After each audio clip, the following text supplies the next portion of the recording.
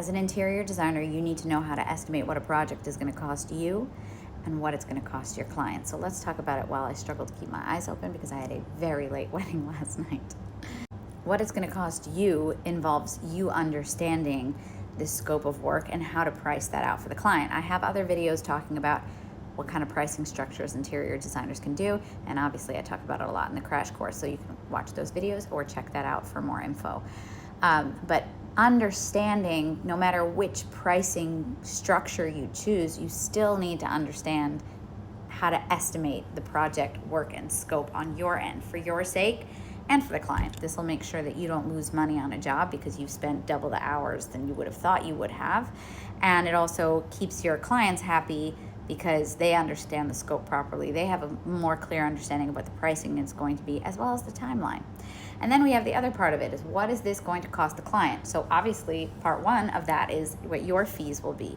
Part two of that is people tend to want and need an estimate before they can agree to go through with a project. And this applies to residential, commercial, healthcare, hospitality, everything.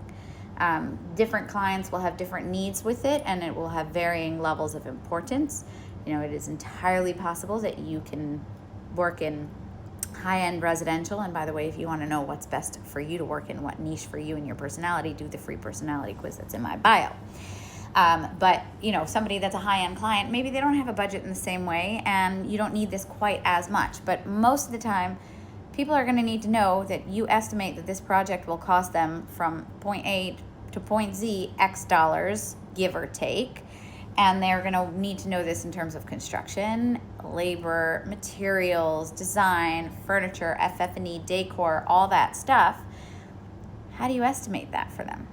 And did you even know that that was going to be a part of your scope of work as a designer, for those of you who are new and wanting to get into interior design?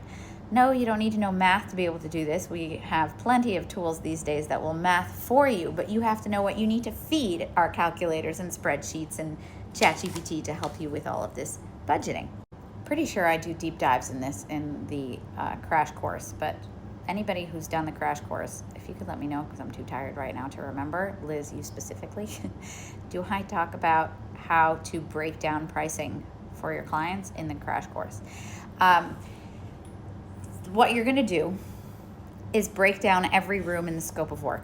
And then you're going to have an estimated amount of things that are listed. Now, this is really good for you to have. I may even have a tool of this, even that I'm not sure of right now. You're going to want to have